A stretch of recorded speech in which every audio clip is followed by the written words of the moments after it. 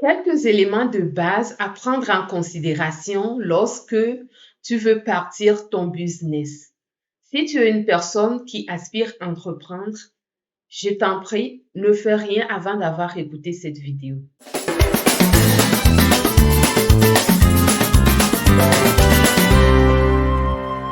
Bonjour, je vous souhaite la bienvenue chaleureuse sur la chaîne Richesse et Succès, la chaîne des personnes à succès. Sur cette chaîne, on parle d'investissement, on parle d'entrepreneuriat, on parle de commerce, on parle de dollars, on parle de CFA, on parle de Naira. En gros, on parle de l'argent sur toutes ses formes. Si tu me découvres dans cette vidéo, je suis Adjovi Amzou, entrepreneur et investisseuse immobilier. Et dans cette vidéo, je vais te donner quelques étapes à suivre lorsque tu veux partir ton business. Ça va sûrement t'aider à partir ton business sur de bonnes bases. On sait, les entreprises, ça naît à partir d'un problème. Un business, ça naît à partir d'un problème. Alors, lorsque tu souhaites entreprendre, il faut que tu deviennes un observateur de ton environnement. Tu dois observer ton environnement, que ce soit chez toi à la maison, que ce soit en dehors de ta maison, quand tu te rends au travail par exemple, lorsque tu t'en vas magasiner par exemple. Il faut que tu deviennes observateur de ton environnement et c'est à partir de tes observations que tu vas détecter un problème qui va te permettre de partir ton business. Donc, un problème sur lequel on peut se baser pour lancer une entreprise, ce n'est pas un problème que rencontre 1% de la population. Bien évidemment, ça ne marchera pas. Il faut que le problème soit rencontré par plusieurs personnes. À partir de là, vous allez trouver une solution. Maintenant, c'est votre tâche à vous de trouver la solution au problème que vous avez rencontré. Et c'est cette solution-là qui va vous permettre de bâtir votre entreprise. Donc, vous trouvez une solution qui peut être soit un produit, soit un service. Si c'est un produit, il faut que ce produit-là, d'ailleurs, dans les deux cas, que ce soit un produit, que ce soit un service, ça va répondre à plusieurs personnes. Ça va répondre aux besoins de plusieurs personnes. Déjà que le problème, au niveau du problème, vous vous êtes rassuré que ce soit un problème que rencontrent plusieurs personnes. La solution que vous allez trouver, bien évidemment, ça va répondre aux problèmes de toutes ces personnes-là.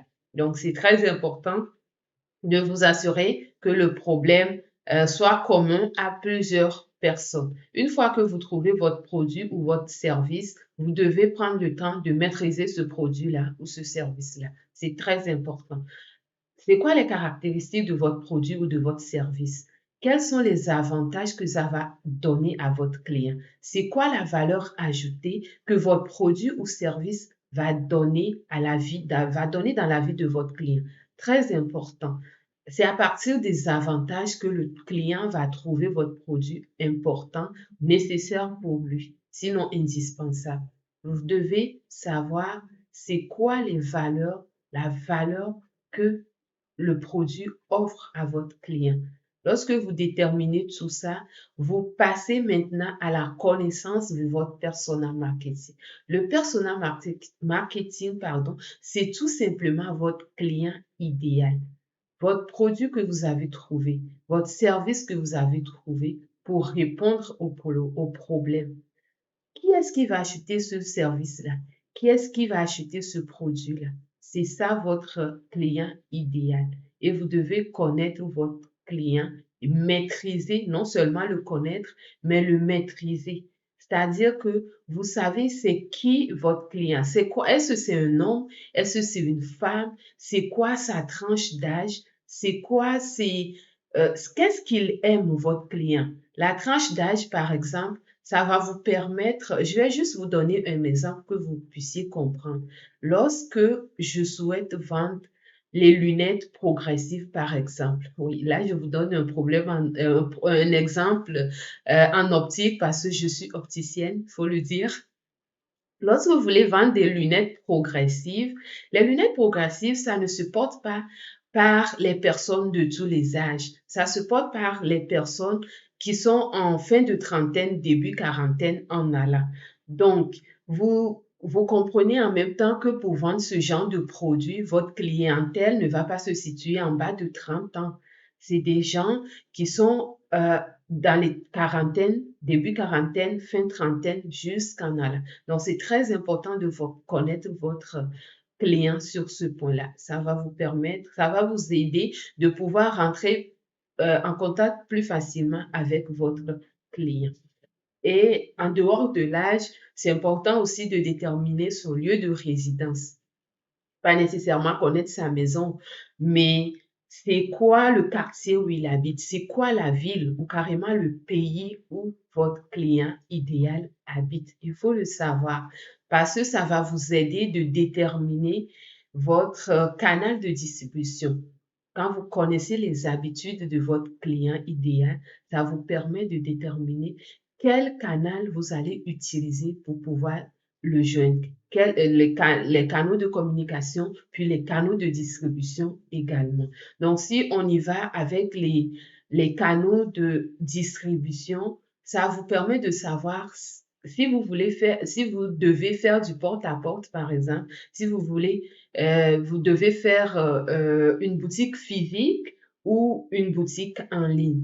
Si votre client c'est quelqu'un qui quitte sa maison le matin, qui se rend au travail et après rentre le soir. Vous pouvez décider de faire du porte-à-porte dépendamment des ressources que vous avez au départ pour lancer votre business. Donc, vous pouvez décider de faire du porte-à-porte. Vous prenez vos cravates et vos vestes, si vous êtes vendeur de cravates. Vous allez de boutique, de bureau en bureau pour vendre vos produits, tout simplement. Tout simplement. Si vous vendez les légumes, par exemple, vous pouvez faire de restaurant en restaurant pour vendre vos légumes aux restaurateurs, tout simplement. Et si vous voulez choisir la boutique physique, si c'est ça qui répond à votre client idéal, c'est très important de choisir l'emplacement de votre boutique. Le choix de l'emplacement, c'est très important. Vous devez savoir où est-ce que vous allez implanter votre boutique pour que ce soit accessible à votre client idéal. Donc, la boutique, vous devez le trouver dans un quartier où il n'y a pas d'inondation, par exemple. Si vous mettez votre boutique dans un environnement, dans un secteur inondable, quand il y aura de la pluie, la boutique devient accessible. Puis vous-même, peut-être que vous ne pouvez pas aller ouvrir votre boutique pour penser à un client qui va venir rentrer dedans. Donc, c'est très important de le déterminer. Et il faut également voir l'accessibilité de cette boutique-là. Est-ce que il y a une route qui va là-bas? Si c'est le cas, est-ce que c'est une route où il y a beaucoup de trafic? Est-ce qu'il y a de l'achalandage sur la rue? Très important. En dehors de ça, vous pouvez mettre votre boutique dans un centre commercial. Si vous mettez la boutique dans un centre commercial, on sait que les personnes, généralement, lorsqu'elles rentrent dans les centres commerciaux, c'est des personnes qui ont de l'argent en poche ou de l'argent sur une carte bancaire qu'elles sont prêtes à aller dépenser cet argent-là. Donc, si vous mettez votre boutique dans un centre commercial, vous avez plus de chances de voir des clients rentrer que lorsque vous mettez votre boutique dans un coin isolé, sur une rue isolée où personne ne passe. On s'entend là-dessus. Et maintenant, lorsque vous voulez faire un business en ligne, assurez-vous de maîtriser la technologie. La technologie de connaître Internet. Si ce n'est pas le cas, il va falloir prendre quelqu'un qui s'y connaît et vous payer les services de cette personne-là.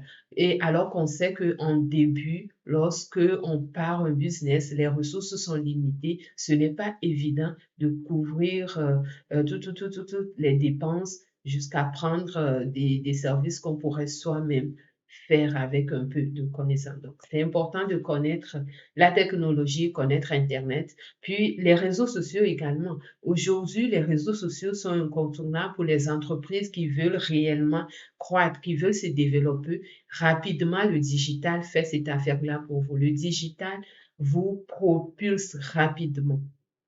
Donc, il est important également de maîtriser les réseaux sociaux. Pour terminer, je vais parler du service à la clientèle. Lorsque vous partez votre business, c'est les clients qui font l'entreprise. S'il n'y a pas de clients, il n'y a pas d'entreprise qui va grandir. On s'entend là-dessus. Donc, c'est important que vous puissiez offrir une bonne qualité de service à la clientèle pour vos clients. Si vous vendez des vêtements, assurez-vous que les vêtements que vous vendez soient sans défaut, par exemple. Lorsque le client achète un vêtement, si vous faites de la malhonnêteté dans votre service, ça ne marchera pas. Si vous faites de la malhonnêteté dans votre commerce, ça ne marchera pas. Si vous vendez un vêtement déchiré, par exemple, un acheteur, le client qui trouve comme ça une fois, deux fois, il reviendra sûrement pas.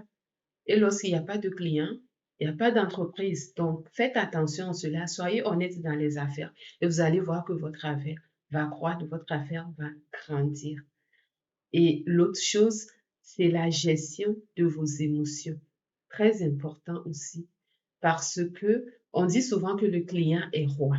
Le client est roi et ça peut arriver, hein, peut-être que c'est pas toi l'entrepreneur, toi-même qui as servi le client et le client n'est pas satisfait. Un client qui boude, ça arrive. Quand le client boude, toi, en tant qu'entrepreneur, il faut que tu puisses gérer tes émotions et pour contrôler la situation, sinon ça ne marchera pas. Un client bien servi, c'est un client qui revient. Alors, faites attention à cela. Offrez un bon service à la clientèle, à vos clients, puis vous verrez que votre entreprise va grandir, votre entreprise va croître. J'espère que cette vidéo t'a beaucoup aidé. Tu as trouvé du bon contenu, tu as trouvé beaucoup d'éléments sur lesquels tu peux te baser pour faire ton business. Merci de l'avoir suivi. Abonne-toi à la chaîne, active la cloche de notification pour ne pas manquer les prochaines vidéos qui vont encore un peu plus te propulser vers ta richesse. Merci. À la prochaine. Bye bye.